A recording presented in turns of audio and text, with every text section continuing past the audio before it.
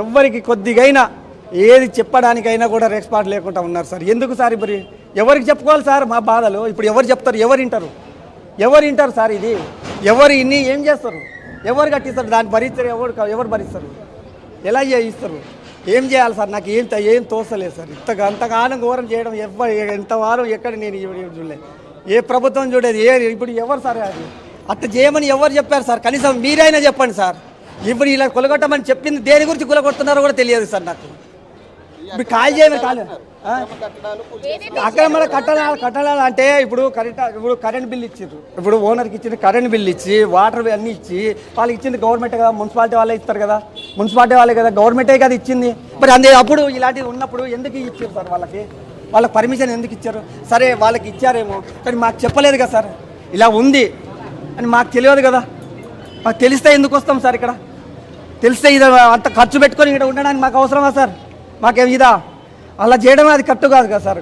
కొన్ని రోజులు ఖాళీ టైం ఇచ్చి ఇవో మీరు ఇలా చేసుకోండి, మీరు ఖాళీ ఇది ఉంది అని చెప్పేస్తే మా బాధ మేము ఓపెన్ చేసుకొని పోతాం కదా సార్. మా ఇది చేసుకొని పోతాం.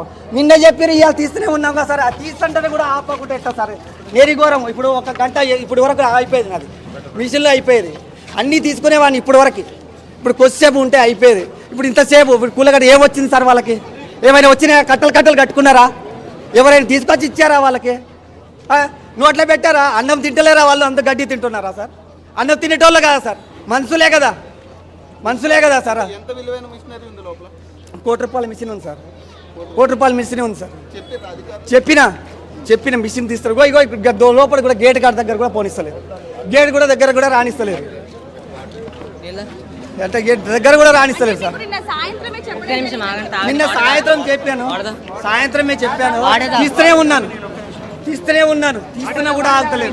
రోహిత్ వాళ్ళు పొద్దున్న నుంచి కూడా అధికారులు ఎంతగా బతిమలాడుతున్నారు, ఎంతగా ప్రాధాయపడుతున్నారు, ఎంత కాళ్ళు పట్టుకున్నా కూడా అసలు సామాన్లు కూడా లోపల నుంచి తీసుకురాలని పరిస్థితి కూడా మనకు కనిపిస్తా ఉంది. అయితే ఇప్పుడు ఆయన ఎంతగా ఆయన ఇదవుతున్నారు. మేము చేసాం సార్. ఇచ్చిండు సార్ డబ్బులు. ఇక్కడ ఎవరు ఇచ్చిండు సార్? ఎవరి అమ్మడి కొడుక? ఎవరి సొమ్ము సార్ అది? నా సొమ్ము నేను తీసుకుంటున్నా కదా సార్. వాడి పొరలో ఉందో ఎక్కడ ఉందో ఏ తలకాబడి ఉందో నాకు తెలియదు, కానీ నా సొమ్ము నేను తీసుకుని ఆ టైం ఇస్తే సరిపోతుంది సార్. ₹1,00,00,000 సమాన్ ఉన్నాయి. ₹1,00,00,000 ఉన్నది. ₹1,00,00,000 సమాన్లు ఇట్లా చేసి ఆగం చేస్తే ఎట్లా? నేను అంతగానం చేస్తే ఎలా? ఇంత దౌర్జన్యం చేయడం కరెక్ట్ కాదు కదా. సామాన్లు తీసుకొచ్చుకుంటా